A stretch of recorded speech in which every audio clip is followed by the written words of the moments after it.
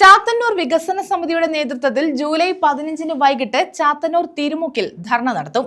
തിരുമുക്കിലെ അശാസ്ത്രീയ അടിപ്പാത പുതുക്കി പണിയുക, പരവൂർ കൊട്ടിയം ഭാഗങ്ങളിൽ നിന്ന് വരുന്ന സ്വകാര്യ ബസ്സുകൾ ചാത്തന്നൂരിൽ എത്തുക എന്നീ ആവശ്യങ്ങൾ ഉന്നയിച്ചാണ് ധർണ നടത്തുന്നത്.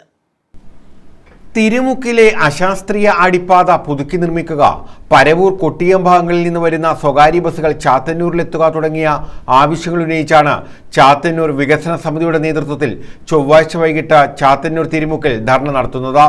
ചാത്തന്നൂരിന്റെ വികസന മുരടിപ്പിന് കാരണമായി നിൽക്കുന്ന തിരുമുക്കിലെ അശാസ്ത്രീയമായ അടിപ്പാത ജനോപകാരപ്രദമായ രീതിയിൽ പുനർനിർമ്മിക്കണം എന്ന ആവശ്യമാണ് പ്രധാനമായും സമരസമിതി ഉന്നയിക്കുന്നത്.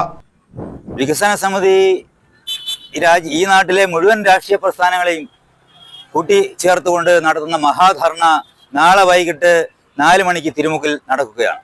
ആ ധർണയുടെ മുന്നോടിയായിക്കൊണ്ട് ചാത്തന്നൂർ ജംഗ്ഷനിൽ നിന്നും മുഴുവൻ വ്യാപാരികളും ട്രേഡ് യൂണിയൻ സംഘടനകളും എല്ലാം ബന്ധപ്പെട്ടുകൊണ്ട് ഒരു വലിയ പ്രകടനമായി തിരുമുക്കിലേക്ക് എത്തും. ഈ ജാഥയുടെയും ധർണയുടെ ഉദ്ദേശ ലക്ഷ്യമെന്ന് പറയുന്നത് തന്നെ തിരുമുക്കിൽ ഇപ്പോൾ നിർമ്മിച്ചിട്ടുള്ള ഒരു അടിപ്പാത.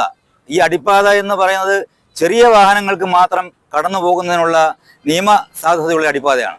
ആ അടിപ്പാതയുടെ പേര് തന്നെ നാഷണൽ ഹൈവേ അതോറിറ്റി ഓഫ് ഇന്ത്യയുടെ കണക്കിൽ പറയുമ്പോൾ സ്മാൾ അണ്ടർ വെഹിക്കിൾ പാസേജ് എന്നാണ്. ഈ ഒരു പാസേജിലൂടെ ഒരു വലിയ വാഹനം കടന്നു പോകാൻ കഴിയില്ല. കടന്നു പോകാൻ കഴിഞ്ഞാൽ പോലും ആ വാഹനം എന്തെങ്കിലും അപകടം ഉണ്ടാക്കിയാൽ ആ വാഹനത്തിനോ അപകടത്തിൽ പെടുന്നതാണോ യാതൊരു നിയമസാധ്യതയും ഇല്ലാത്ത സ്ഥിതിയാണ് നിലവിലുള്ള നിയമങ്ങൾ ലിഖിതപ്പെടുത്തിയിട്ടുള്ളത്.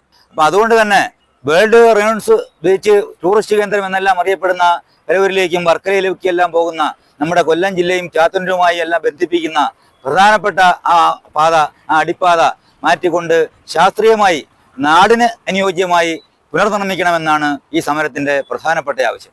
പ്രമുഖ രാഷ്ട്രീയ, സാമൂഹ്യ, സാംസ്കാരിക പ്രവർത്തകരും ജനപ്രതിനിധികളും വ്യാപാരി വ്യവസായി സംഘടനാ പ്രതിനിധികളും ധർണയിൽ പങ്കെടുക്കും. ന്യൂസ് ബ്യൂറോ, കൊല്ലം.